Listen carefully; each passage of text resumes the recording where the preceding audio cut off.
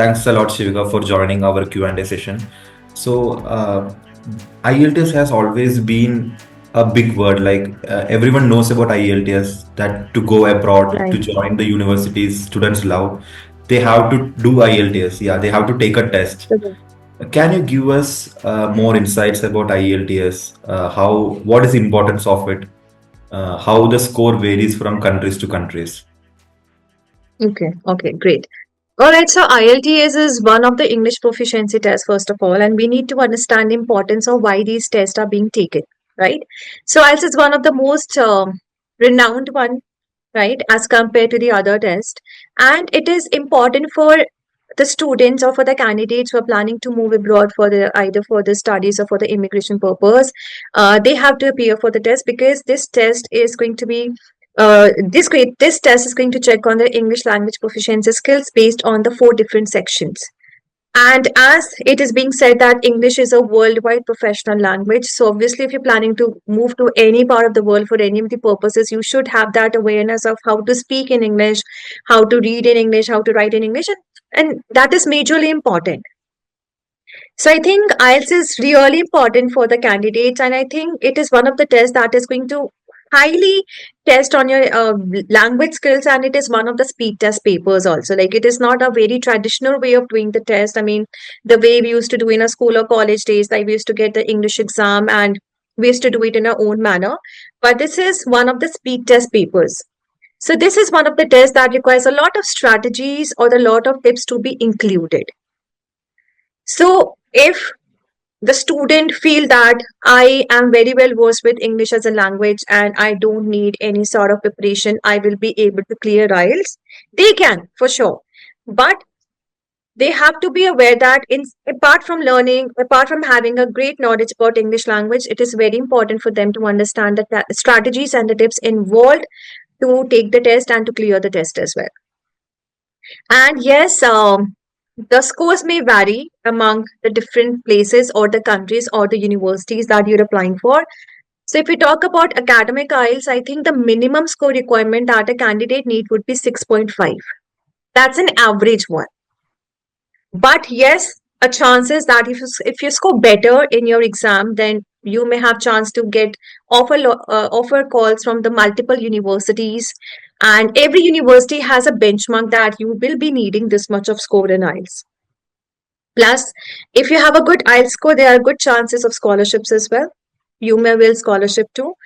For the people who are going abroad for the work purpose or for the immigration, the score requirement for them is 8,777, and that's a higher score requirement, right? So obviously, if one is targeting to get such a good score, they have to, get away with this exam. They have to prepare well because again, appearing for the test could be little haunting for the students and for the people and for the other people too. So I think understanding the concept of files as a test is very important for everyone. And to get to understand into depth, it is not just about English. It is about taking the test in a different way or the strategy that is being involved.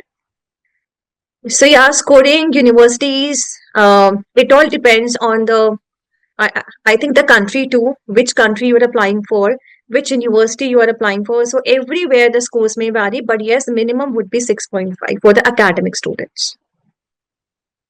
You gave a very nice intro. You told the highest score is 8.7, right? So does this change over time? The IELTS score band, does this change over time? Does Really, not so far. geopolitical conditions Not affect it? so far. Not so far. See, it can happen. Every university is very much concerned about the IELTS score for their candidates, and it may also happen. Not all the universities, but there are certain universities they think that if your 12 scores are good, if you have scored pretty well in your 12 scores in English language, so they may actually allow students not to take the IELTS test. But it is not applicable for all the places and all the universities. But 90% of the universities wants their IELTS score, and it is stagnant for so long. Well, it is there are now such variables or the changes that have been implemented in the scores. So you are being rated out of 9, and out of 9, the minimum would be 6.5. Per section also, you have to score minimum 6 as a band score. But for the general students, the range is a little higher one. So they might have to score around 7.5 to 8 band score overall. Which country is very strict in terms of IELTS that we will admit students only after IELTS? Are there countries like that? Yes, yes, we do have countries. Apart from UK, I think every of the countries need IELTS as an exam. I mean, they need it. Apart from UK may we still have certain universities or the colleges that may exempt students from taking IELTS exam. But in other countries, we do have universities which is mandatory, which has made it mandatory for the students to take the test. Okay, uh, sounds great.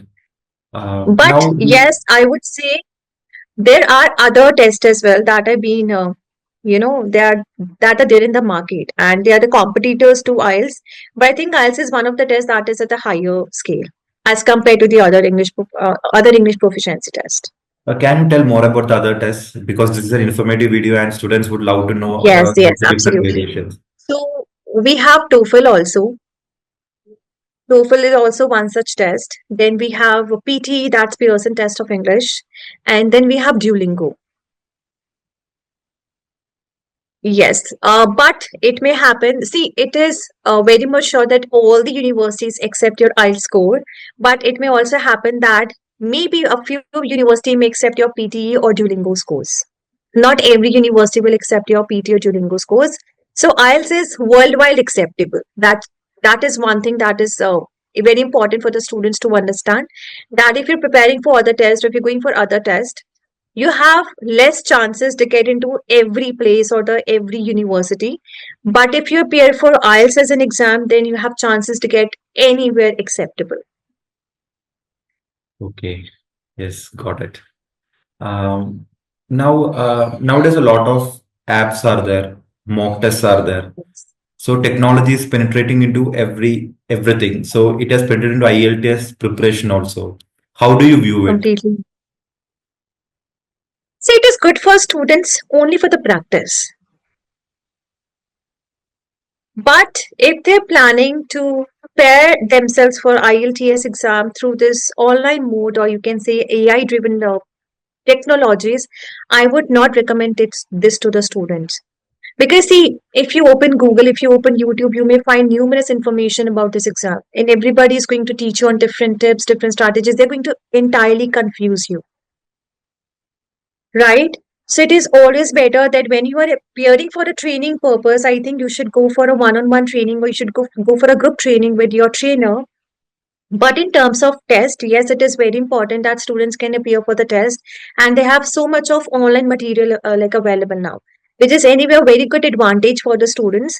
But I would rather suggest in terms of teaching and training, if they want to, if they want to get trained about IELTS as an exam, if they want to get really well versed with exam, I think they should go for the classes, a proper class with the trainer.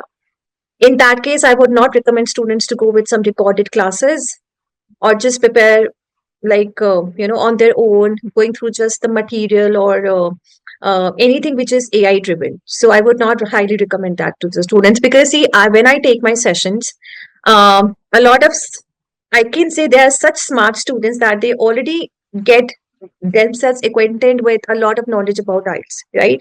And they get multiple knowledge from the different sources. So when they come for their for their class, and they're like कि ma'am मैंने वहाँ पे ये पढ़ा था, ma'am मैंने वहाँ पे वो पढ़ा था. So it is very confusing for the student to understand कि which pathway to follow. So I think they should only stick to one pathway for the teaching purpose and for the training purpose. But yes, for the practice part, I think they can go for all of these tests which are available online. That is anyway advantage for them. This is a great insight. I think like many students, like because the internet is like that, a lot of clutter over there, and many people fall into this Yeah, clutter and get confused. So this is a great exactly. insight. I think students who are listening to this Exactly. video will take this insight very seriously. I feel so.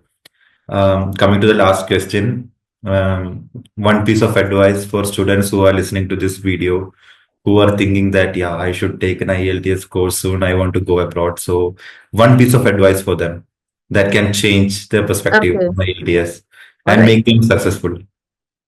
Okay, so learners who are appearing for this test, first of all, you're very lucky. that you got a chance to move abroad for your further studies or for the immigration purpose. I think that is one time opportunity that you get if you get a chance to travel abroad for any of the purposes, because it is anyway very much known that the universities abroad provides you with a lot of exploration, with a lot of practical knowledge, and it is very true in that case.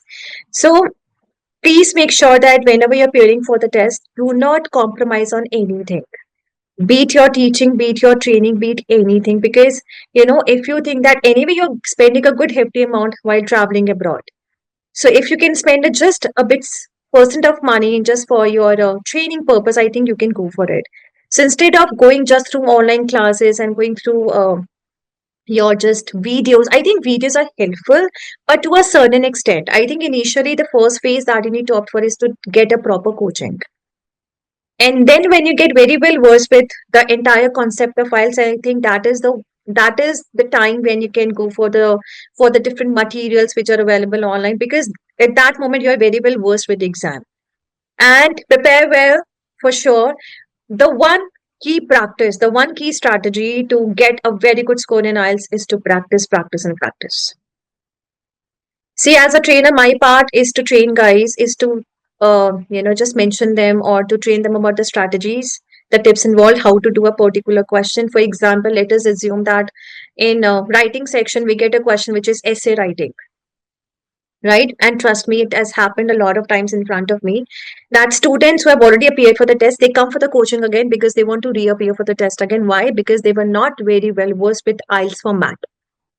Like essay writing, I know we all have done it before, maybe our school or college days. We know how to write an essay, but in IELTS, we have a definite format to be followed. And we can't really compromise on that. So a lot of students are not really aware of the format. So they just appear for the exam thinking that essay hi to hai, will be able to do it. But that is not the case. So you need to understand the format of the test, which is a very primary thing to do. Understand the format, how many questions are there in each of the sections, how much time you have to take, how you have to do the time management. Because you need to complete one set of questions within the given time. So how to do a proper time management is also important. And yes, English is really vast. So IELTS even has certain parameters that you will be checked on, like you will be checked on your vocabulary, you will be checked on your grammar, your ideas, content, coherence, everything is being taken care of. So when you go for this coaching classes or for the training classes, you get a lot of insight about your IELTS as an exam, like what are the parameters that you will be assessed on, how the ratings are done, what is the format to be followed, and then after your training gets over, then it's highly your time to practice, practice, and practice. If you're not practicing, if you're only dependent on the sessions, you cannot expect to score minimum 6.5 band score as well. So first of all, I think they should take this as an opportunity that you're getting a chance to move abroad. And I don't want any one of them to reappear for the test again, because the amount of the test is really like it's for 17,000. So obviously you don't want to reappear for the test again. So when you're preparing for it, don't compromise on anything and do it well. Great, So great. that is one piece of advice for my students, I think. Great, Shivika. It was incredible, like incredible advice. So, Shivika, like a lot of students who are watching this interview wants to know about you. So, can you tell about yourself? Okay. How you came into this coaching field? Can you tell about it? Sure, sure. So my journey has been a little kind of roller coaster ride. I never planned to be a trainer, because when you are young, you just always plan ki I can become a doctor, because during my time there were no career counselors available. So the only options you were left with just to become probably a lawyer, a doctor, or an engineer. But when I came to class 10th and I gave my boards, I felt like I'm not really good in science. I accepted that part, that science is not my cup of tea. So I opted for commerce because I was thinking I was good with marketing, I was good with management thing, I was good with numbers, accountancy and all, but not maths. So I opted for commerce, and after that, the very much available option left with me was to go for management course, and which was the the course which was very much in hype in those days, which is BBA. So I went for that course, and after that I realized, okay, now obviously I have to go for MBA. But there came a moment when I decided, okay, I'm going to start working now. I don't want to continue with my education for now. I want to work. So I started my journey back in, I think, 2011 as a career counselor. Not probably a career counselor, but as a counselor with one of the most renowned organizations for which is really famous in the coaching sectors. So there I got to know that I'm very good with the counseling skills. I mean, I can easily counsel people because I'm a people person, right? And so that's how I just started knowing about my strengths, that I can be good in counseling, I can be good in managing things and all that. And then after that, I just got an opportunity after just 2 years that there was a newly opened institute in Dehradun.